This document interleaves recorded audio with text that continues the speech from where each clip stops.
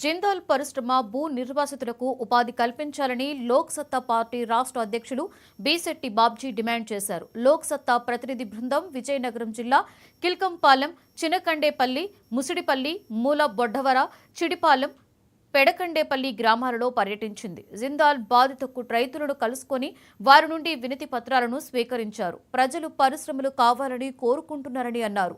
ఉపాధి కల్పించాలని నిర్వాసితులు కోరుకుంటున్నట్లుగా వెల్లడించారు. జిందాల్ యాజమాన్యం రైతు సమస్యలపై మానవతా దృక్పథంతో వ్యవహరించాలి అని లోక్ సత్తా నేత కోరారు. ఆందోళన చేసినా పరిష్కరించాల్సింది ప్రభుత్వం, పరిష్కరించాల్సింది యాజమాన్యం. స్థానిక పెద్దలు ఎప్పుడు కూడా సమస్యకు పరిష్కారం వెతికి పెద్దల ముందు ఉంచాలా, సమస్యను పెంచే ప్రయత్నం చేయకూడదు.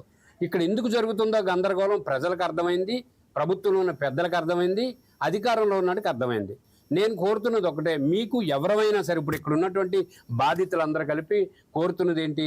మాకు డబ్బులు ఇస్తామన్నారు, ఇవ్వలేదని కొంతమంది, ఇచ్చిన డబ్బులు చెక్కు పట్టుకెళ్ళిపోయింది యాజమాన్యం అని కొంతమంది మేము గతంలో నిర్వాసితులమే మళ్ళా ఇప్పుడు మా భూములు లాక్కుంటే కొంతమంది అని అన్నారు.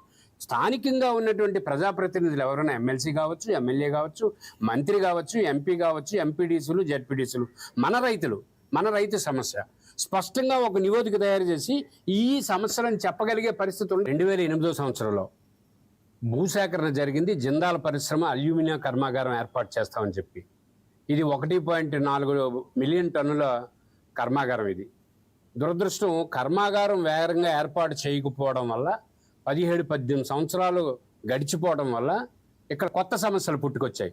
ఈ కొత్త సమస్యలు ఏంటంటే రైతుల్ని చాలా మభ్యపెట్టి ఏ పార్టీ వాళ్ళు ఆ పార్టీ రాజకీయాల్ని ఆడిస్తూ జనాల్ని తోలుబొమ్మల్లాగా ఆడించడం అలవాటు చేశారు.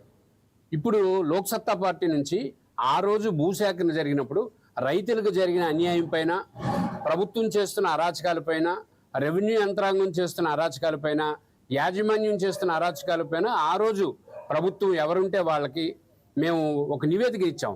అందులో అన్యాయాల, అక్రమాలు వివరాలు పెట్టాం. అలాగే ఏసీబీ యాక్షన్ తీసుకోమని చెప్పుకోవడం, లోకాయుక్తలో కేసు ఫైల్ చేశాం. అప్పటి నుంచి ఇప్పటి వరకు మేము రైతుల పక్షాన పోరాటం చేస్తూనే ఉన్నాం. ఇప్పుడు కొత్త గందరగోళం.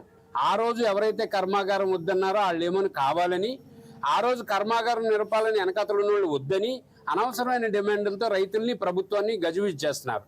ఈ పరిస్థితుల్లో లోక్సత్తా పార్టీ నుంచి మేము జిందాల్ భూసేకరణ ప్రాంతంలో ఫీల్డ్ విజిట్కి వచ్చాం. ఈ ఫీల్డ్ విజిట్కి వస్తే అనేక రకాల అక్రమాలు బయటపడ్డాయి.